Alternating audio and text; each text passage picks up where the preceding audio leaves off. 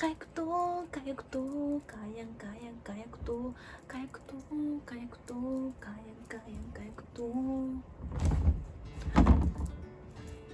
Guys, ano ba yan? Nandiyan pala kayo? Hindi ko kayo napansin. Like, stop it. Yamete. Hey guys! Konnichiwa! Welcome back to my channel! And if you're new, hello po. My name is Angeline. And you can call me Angie Sensei.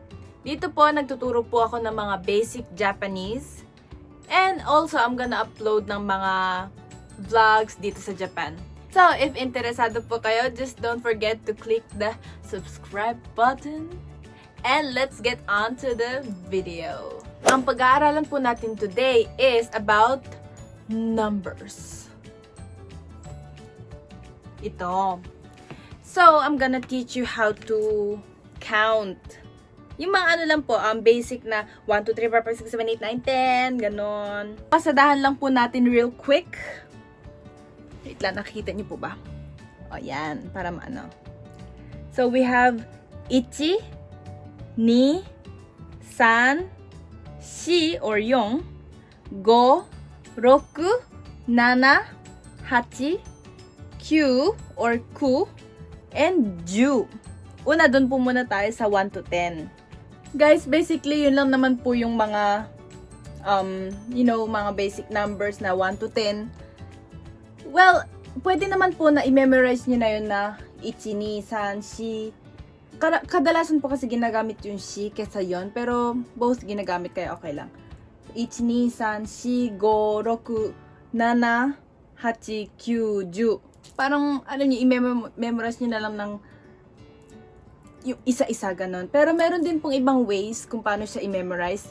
Ito naman po, personal method ko lang naman po to. Gumagawa po ako ng stories. It doesn't make sense, pero para sa akin, mas madali ko pong na memorize yung mga bagay, yung mga Japanese, kahit ibang words, kahit hindi po siya tungkol sa numbers. Basta, gumagawa lang ako ng mga stories ba na kung anong pwede kong magawa doon. Kaya, yun, isi-share ko na lang din po yung idea na yun. So, di ba? Ichi, ni, san, shi or yon, go, roku, shichi or nana, hachi, kyu, ju. Kunyari, ichi, ni, smis, ni, san, sani, yung go, go, go, naroku, sangoku, ito pala, nahaching, ichinismis ni sani, yung go, go, go, naroku, sangoku, nahaching. Ay, cute pala siya. Ju. Ano nangyari sa Ju? Ano ba yan? Ju, parang, ang cute niya, tapos chu, ganun, parang kiss ka na lang, ju, ganun. You know, as I said, it doesn't make any sense. Wala siyang meaning, pero, ganun lang po yung, kung paano ako mag-memorize ng mga bagay-bagay. I hope it helps, pero, yun, try nyo lang po kung gusto nyo, i-share ko lang po kasi. So, yeah. Ichinismis ni sani, yung go, go, go, naroku, sangoku. Yung sangoku, di ba po sa yung Dragon Ball Z? Kung sino man po nakakalam dyan, yes. Yan, roku, sangoku na nahaching. Ay, nahaching pala si sangoku. Nahaching, pero cute pa rin. So, ju. Yun. Yun na lang po kung paano, share ko lang kung paano po i-memorize yung, nang madali, ngayon dito sa video na to. And then, so ito naman po, kunyari paano naman kapag umabot na ng ju, ng 10, tapos lumagpas na 11, 12, 13, 14, ganun. Higing pagsabi naman po nun is, so kunyari 11, so 10 tapos 1, di ba? Kaya po magiging ju, ichi. Tapos 12, ju, ni. Ju, san, 13, 14, ju, yong, or ju, shi. Ju, go. Ganun lang po, parang set nyo lang po siyang ganun. Kapag 16, ju, roku. 17 or 17. Kapag 17, kapag 18, 18 or, ayun, 18. Tapos po, kapag 19, 19. Paano naman po kapag naging 20? Kapag, ay, sabi ko na isagot, pero yun. Paano naman po kapag naging 20? 2 na 2, dalawang 10, di ba? So, magiging ni ju. 20 po ang tawag nun, ni ju. Tapos, 21. Ni ju, 21. Ichi. Ni ju, ichi. Ni ju, ni. 22, 23. Ni ju, san. Paano kapag 24? Ni ju, si or ni ju, yun. Tama, correct. O, kapag paano 25? Ni ju, go. O, paano naman po kanyari kapag sabihin natin 37. O, 37. Ang magiging naman po nun, 30. So, magiging tatlong 10. Sanju, 7. Shichi. Sanju, shichi. Ayun na, or sanju nana. Ayun na po yung yung parang ways kung paano magbilang. So, kukontinuhin nyo lang po to. Kunyari maging, umabot kayo ng 99. Q. Kasi 9 na 10. So, Q, ju. Tapos 9 ulit. 99. Q, ju, Q. Kapag po magbibilang, kadalasan po ginagamit yung Q instead of Q. So, yeah, lang po yun, parang mag-ingat lang po doon. Q, ju, Q. And kapag 100 na, hyaku naman po ang tawag doon. Hyaku. Kita niyo po ba? Okay? Hyaku.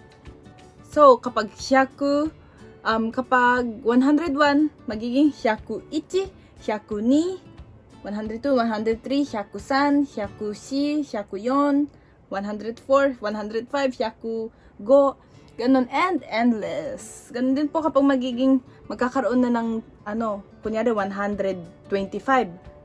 100, hyaku, 25. Ni, ju, go. Hyaku ni ju go is 125. Gets? Okay. Ang next naman po is tungkol dito sa mga nakasulat dito na hitotsu, futatsu, mitsu, yotsu, yung mga ganun. Ito naman po, ginagamit naman po to kapag ilan, kapag tinanong ka ng ilan.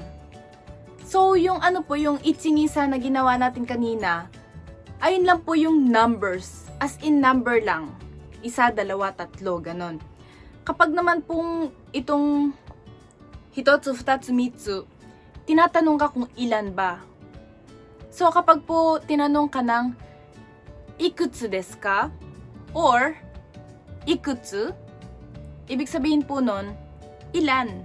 Ilan ba? So, ang pwede nyo naman pong masagot kapag tinanong ka ng ikutsu or ikutsu desu ka is ito naman pong yung mga nandito, yung hitotsu, futatsu, mitsu, ganun. Number 1 is hitotsu, 2 is futatsu, 3 is mitsu,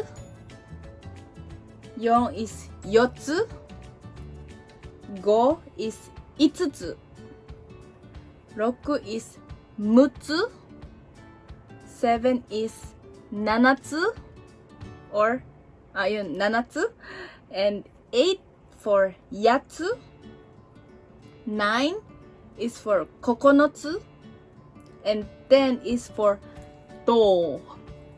Yun. Kapag po pinabilis siya, hitotsu, futatsu, mitsu, yotsu, itsutsu, mutsu, nanatsu, yatsu, kokonotsu, to. Kunyari, namimili po kayo sa supermarket, ganun, tapos sabihin nyo,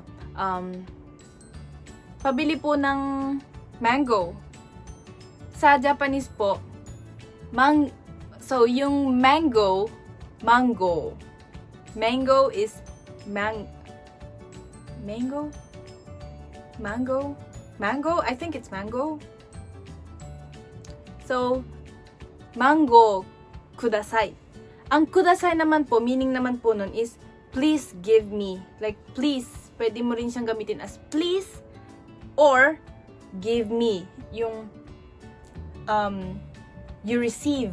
Ganon, kudasai. Kunyari, help kudasai. Ibig sabihin nun, pengin tulong. Ganon. So, mango kudasai, ibig sabihin, please give me mango or pabili po ng mango. Tapos tatanungin sa inyo, ikutsu desu ka? Ikutsu desu ka? Ilan po ba? Meaning nun, ilan po ba? Ilan po? So, ang gagamitin na po natin is, kunyari po gusto niyo ng ilang mango ba? 8 mangoes. So, ang magiging sentence niya is, mango yatsu kudasai. Mango yatsu kudasai. Penging 8 mangoes. Ganon. Kapag naman po, kunyari gusto nyo, ilan ba? Isa lang. Kunyari, isa lang. Hitotsu kudasai. Hitotsu kudasai. Or in addition, kung gusto nyo pong i-express na isa lang, yun lang, just one, yun just, hitotsu dake kudasai. Hitotsu dake kudasai. Ganon. Pero, ano naman po, pwede naman po kahit hitotsu kudasai. Ganon lang, okay lang. Okay guys, good job. So, reviewin lang po natin quickly yung mga natutunan natin today. So, dito po muna tayo mag-focus sa mga numbers lang. 1 is 1, 2, 3, 4 or 4, 5, 6, 7 or 7, 8, 9 or ku, kadalasan ginagamit po yung Q, and ju. Tapos kapag naman po tinanong ka if how many, kung ilan ba, ganun. Ang magiging kadalasan na sagot naman po doon is hitotsu, futatsu, mitsu, yotsu, itsutsu, mutsu, nanatsu, yatsu, kokonotsu. Parang coconuts. Coconuts yan. Kokonotsu to. And kapag naman po 100, ganun, 100. Well done, guys! So, ngayon naman po, I'm sorry, pero magkakaroon tayo. Bibigyan ko kayo ng short quiz. Para naman po maalala natin, para hindi natin masyadong makalimutan agad, di ba? And it feels good kapag natama nyo, di ba? Tapos kapag nagkamali naman tayo, edi just learn from your mistakes. Di ba? Pero ipapakita ko pong ganito para makita nyo, tas malaman nyo naman, di ba? Question number 1. Ichi. Paano nyo po sabihin ang 56? 56. Yang ko ng 3. The answer is 56. So, 5, 10, tapos 6. So, 56. 56. Yeah.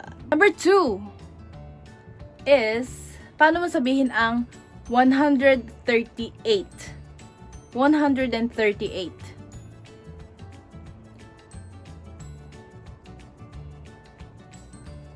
Time is up. So, 138 is 100. So, 100. 100. 30 kasi diba tatlong 10 tapos 8. 138.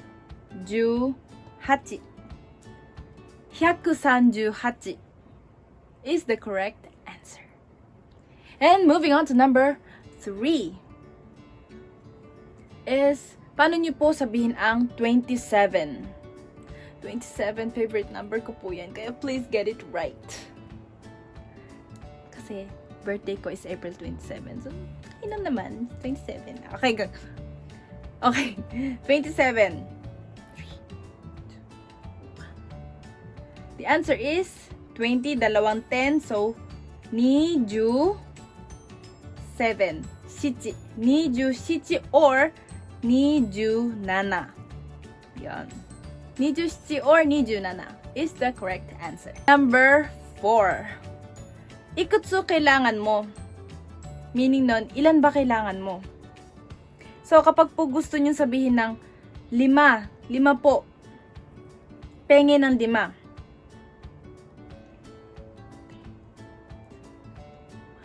The correct answer is 5つください。5つください。ください means please or ayun, marireceive mo, ganon. Kaya 5 po, ganon. Yun na yung magiging meaning niya. Last is number 5. Ano, parang articon, eh. Pero anyways, 3 ba kailangan mo? 3 ba kailangan mo?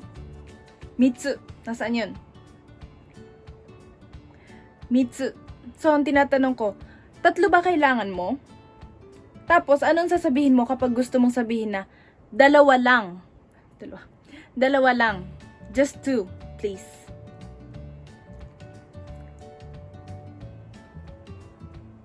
So, the correct answer is 2つだけください。だけ means just 2. Ganon. Lang. Ganon. So, 2つだけください. Well done, you guys! So, dito na po magtatapos ang ating video. I hope na nakatulong po ako ng kahit konti man lang sa mga kababayan po natin na nag-aaral ng Japanese. Please don't forget to subscribe, like, and share this video. It will mean a lot to me. Maraming salamat po na pinanood niyo po tong video na to. And I hope na magkita po tayo ulit sa aking next video. Be safe! Spread love! Ako po si Angie Sensei. Arigatou ne! Mata ne!